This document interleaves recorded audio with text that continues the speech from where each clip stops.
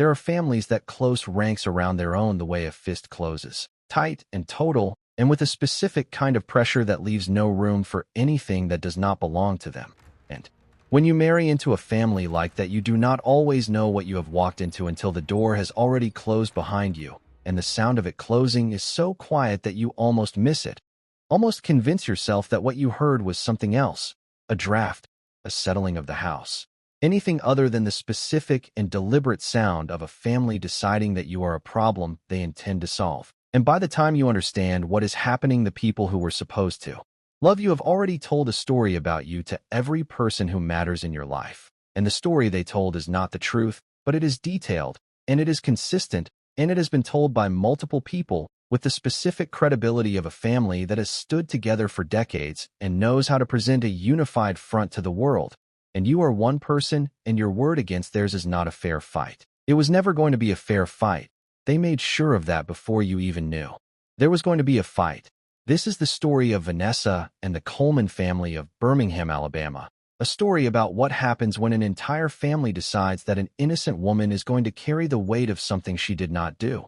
And about the 7 years it took for the truth to finally find its way out of the house where it had been locked away.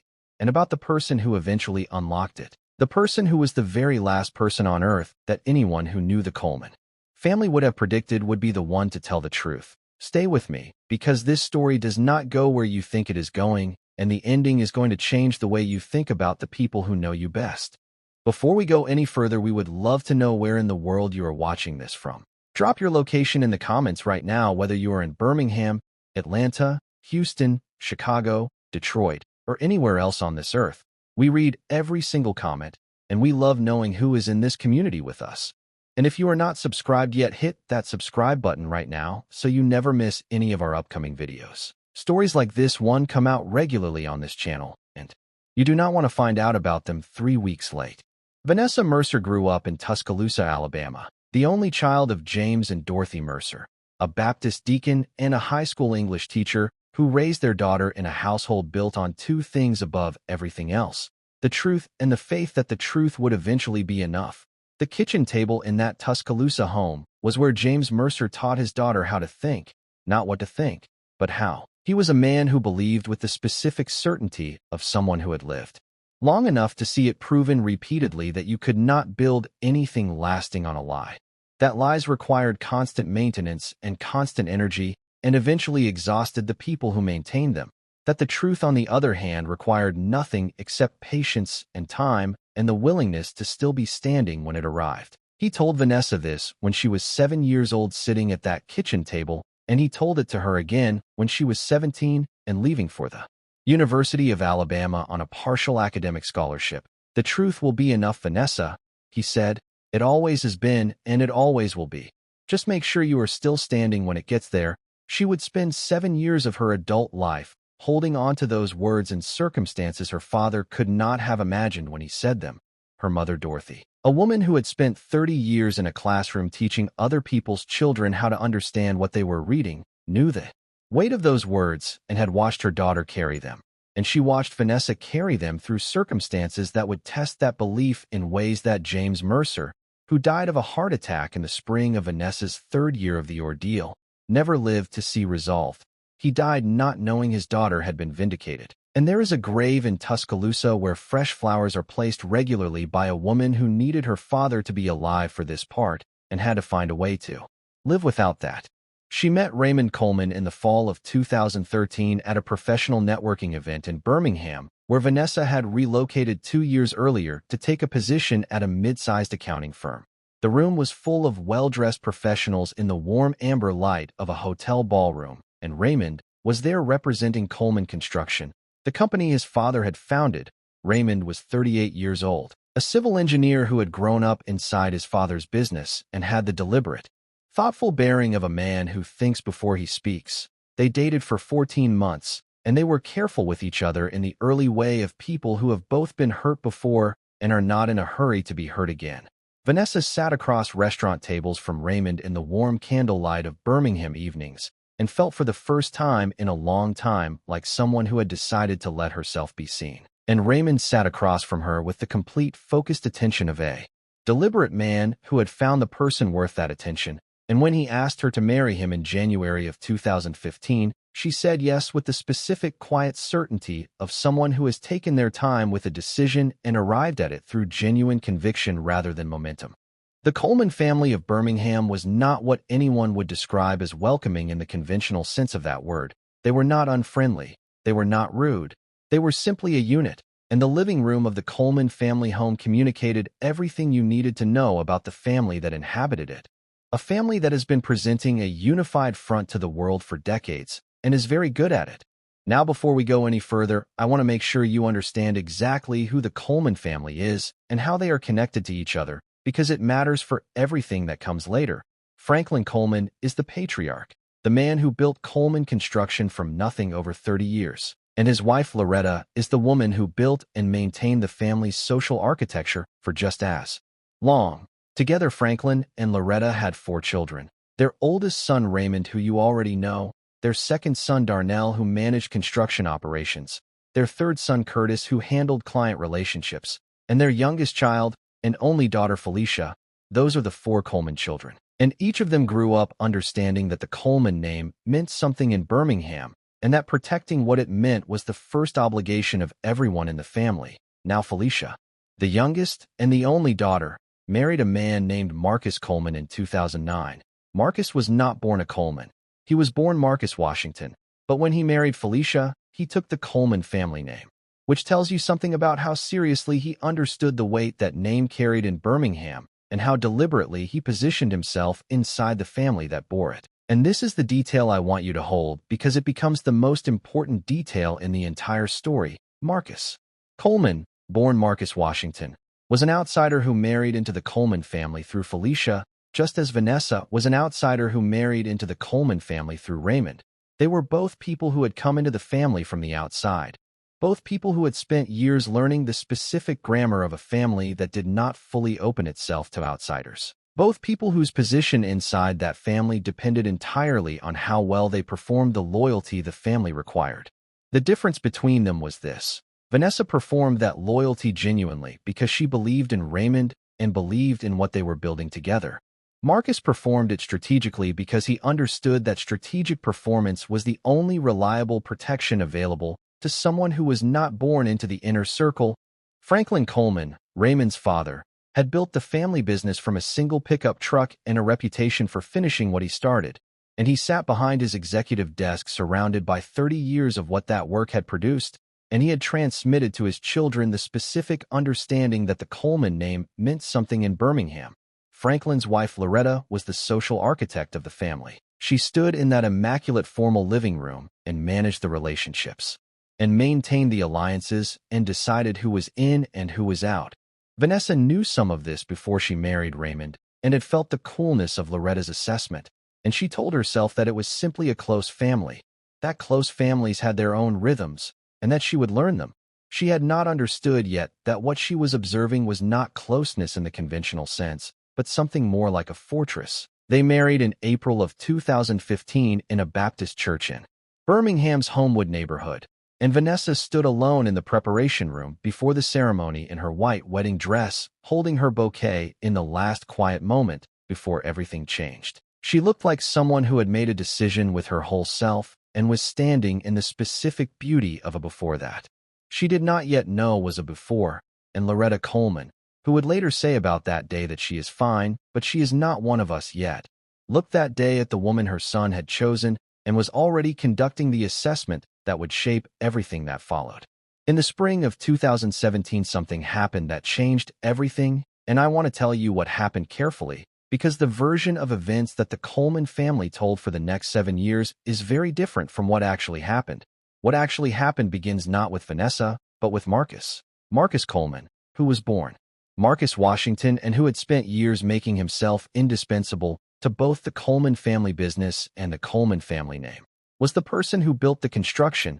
He opened the accounts. He forged Vanessa's signature on the account opening forms. He structured the transactions. And he did all of it because he needed to, and because the opportunity presented itself, and because the Coleman family's existing ambivalence about Vanessa meant that a story about her financial misconduct would find a receptive audience. He had looked at his situation and understood something cold and specific, that between himself and Vanessa, two outsiders who had married into the same family, he was the one who had spent more years building his position inside it. He was the one who had made himself more indispensable to the business. He was the one the family trusted more completely. And he was the one who had the most to lose if the truth of what he had taken came out. Vanessa was newer, less established, still navigating the coolness of Loretta's assessment, and that made her the most convenient possible person to carry what he had done.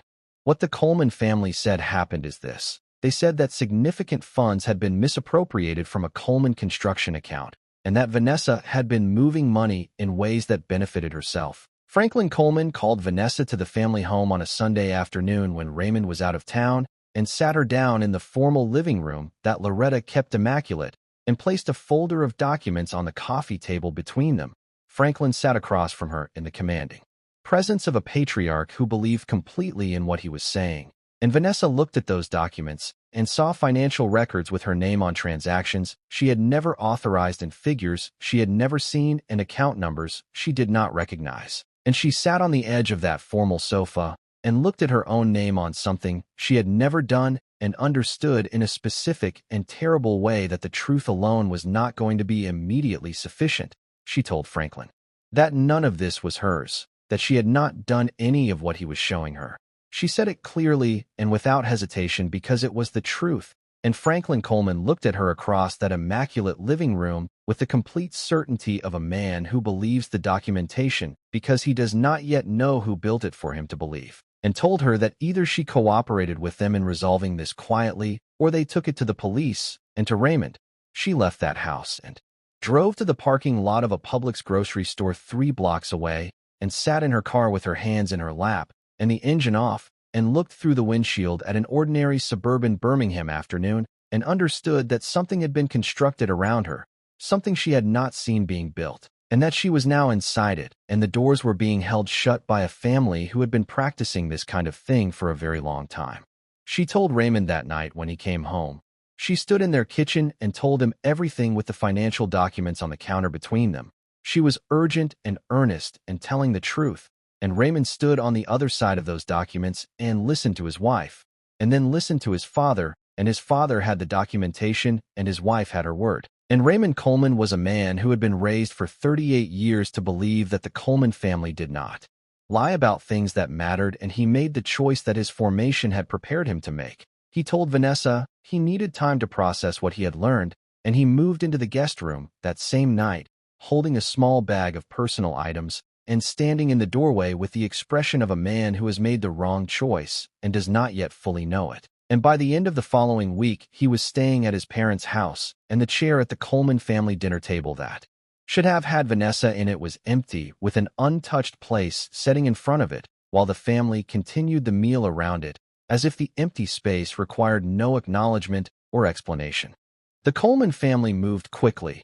Loretta called Dorothy Mercer and told her what they believed Vanessa had done with the specific performed reluctant sorrow of someone delivering devastating news while covering what is actually underneath it. Dorothy was shattered and called Vanessa, and Vanessa told her it was not true, and Dorothy wanted to believe her daughter, but Dorothy was also a woman who had been raised to believe that where there is documentation, there is usually truth, and by the summer of 2017, Vanessa Mercer Coleman was living alone in the house she and Raymond had bought together. Her husband staying with his parents, her mother uncertain, her friends pulled back, sitting alone at the kitchen table of an upscale Birmingham home that felt too large for one person in the late evening cold light. Entirely alone inside a story about herself that other people had written and that she had no way to disprove, because the documentation was real and the accounts existed and her name was on them. She hired Robert Ashford, a Birmingham attorney who had spent 25 years in financial litigation, the person you called when numbers were being used to tell a story that was not true. Robert reviewed the documentation and told Vanessa that what he was looking at was a sophisticated piece of financial construction and that the forensic trail did not match the behavioral patterns of someone who had actually done what was being attributed to her. He had found the imperfection, a specific anomaly in the account opening documentation, a signature that was an extremely good copy of Vanessa's signature, but that was not hers. The forensic analysis showed that the signature had been produced by someone who had studied Vanessa's signature carefully and replicated it skillfully, but had not been able to fully replicate the specific biomechanical patterns of how her hand actually moved when she signed her name. It meant someone had forged her signature. It did not yet mean they could. Prove who?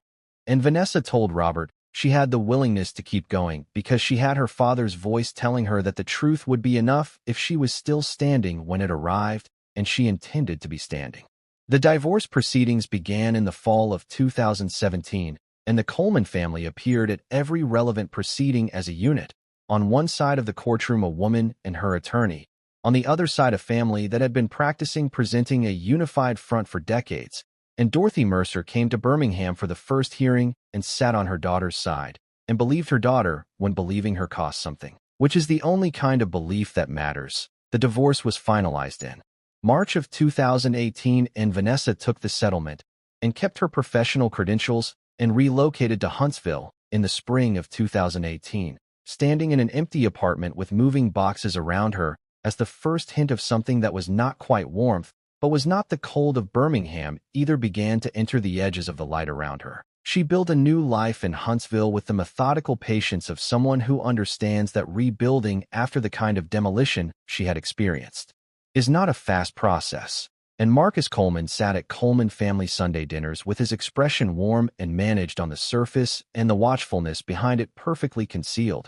5 years of Sunday dinners. 5 years of sitting inside the protection his lie had built. 5 years of the Coleman family continuing to believe what he had arranged for them to believe, while he sat alone in early mornings before anyone else was awake, with an untouched coffee cup in front of him, and the specific exhaustion of someone maintaining something that had been costing more than he understood when he started paying for it.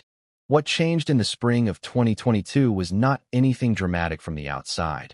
It was Marcus Coleman beginning to understand that the thing he was carrying was heavier than he could continue to carry it, and he had begun in those early morning hours to think about James Mercer, who had died in 2019 without ever knowing his daughter had been vindicated. He kept thinking about the grave in Tuscaloosa with the fresh flowers, and he thought about Dorothy Mercer, who was now 72 years old, and who had believed her daughter through all of it, and who Marcus knew deserved to know the truth before she died.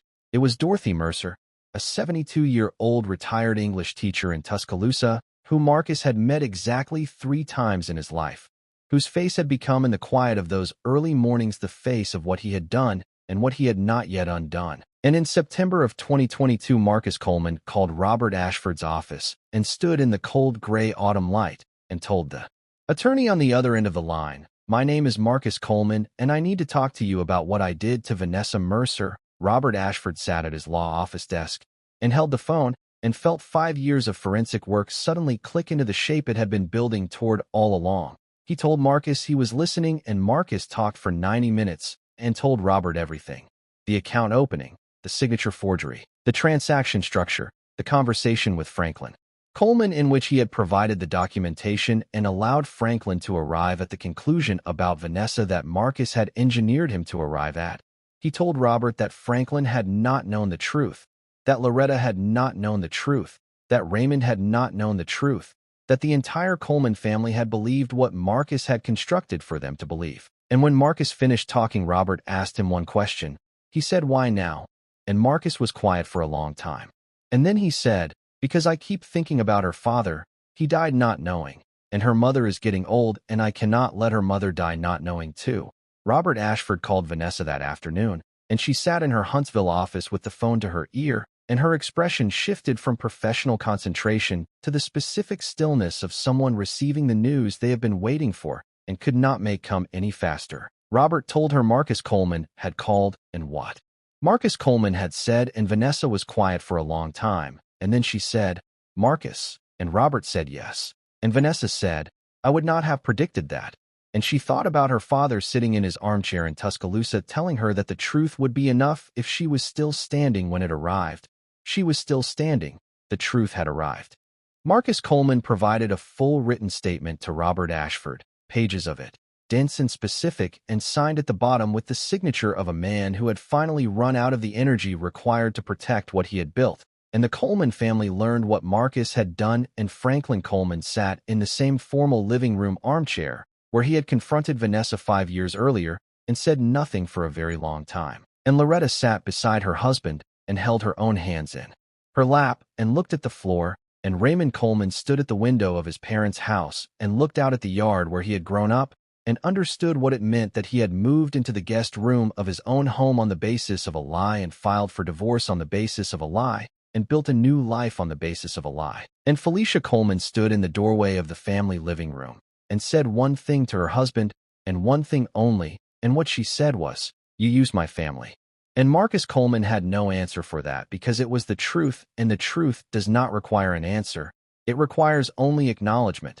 Marcus Coleman pleaded guilty to financial fraud and forgery and related charges in Jefferson County Circuit Court in the spring of 2023 and was sentenced to 4 years in state prison with the possibility of parole after 18 months. Coleman Construction survived, but Franklin Coleman retired from the company within the year. Raymond Coleman reached out to Vanessa through Robert Ashford and asked if she would be willing to speak with him, and Vanessa agreed to one meeting that lasted 2 hours, and that neither of them has described in detail publicly. What Vanessa said to her mother afterward was that Raymond Coleman was a man who had made the choice his formation had prepared him to make, and that she did not blame him for his formation, but that she would not be rebuilding anything on its foundations. Dorothy Mercer received a written apology from Loretta Coleman that arrived by certified mail, and Dorothy held the letter in her hands and read it and told Vanessa it was the right thing to do 7 years late, which is better than not doing it at all, which is what she had expected.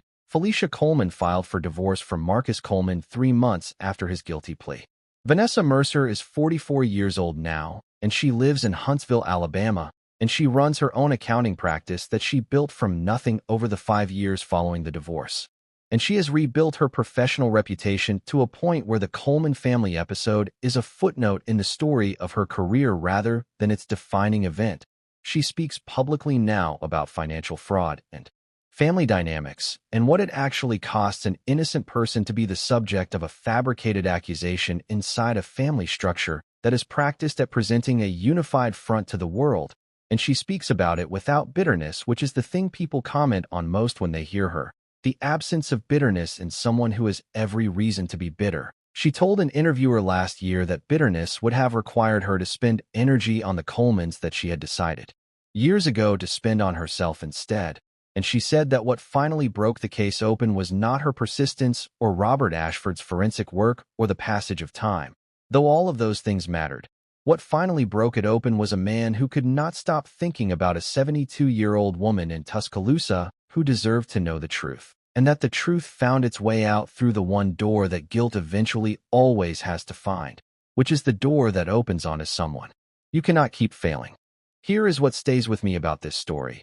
The Coleman family was not a family of bad people in the conventional sense of that phrase. Franklin Coleman built something real over 30 years through genuine work. Loretta Coleman raised children who were capable of love and loyalty and who demonstrated both in ways that were real, even when they were misdirected. Raymond Coleman loved his wife and chose wrong when he was tested and has had to live with that choice in the specific way that people live with choices they cannot undo. What happened to Vanessa did not happen because the Colemans were monsters. It happened because a family that had practiced closing ranks for decades closed ranks around a lie without verifying the truth of what they were protecting, and because a man who understood exactly how that family operated had understood that their practiced unity was the best possible cover for what he had done. The lesson of this story is not that family loyalty is bad.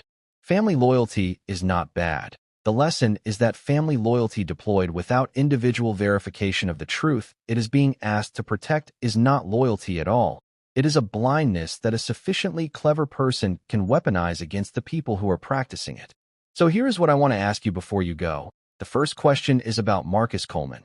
He confessed 7 years after the fact. Too late to prevent the divorce. Too late for James Mercer to know his daughter was vindicated. Early enough for Dorothy Mercer. Do you think what he did in confessing deserves any credit at all, or does the 7-year gap eliminate any moral weight the confession might otherwise have carried? And the second question is about Raymond Coleman. He was deceived by his own family member. He made the choice his formation prepared him to make. He lost a marriage he might have kept if he had chosen differently. Do you think Raymond Coleman is a victim in this story, or a perpetrator, or something more complicated than either of those two categories? Drop your answers in the comments because I genuinely want to know what you think, and this story raises questions that do not have simple answers, and the best conversations about it are going to happen in the comments section. If this story affected you and it made you think about the families in your own life and the specific ways that the people who love you can get things catastrophically wrong without intending to then share it with someone who needs to hear it, hit the like button if this story hit differently for you, and subscribe to Psyche Tales TV because we are telling the stories that matter on this channel, and this community is growing every single day, and we are grateful for every single one of you who is here with us. Take care of yourselves. I will see you in the next one.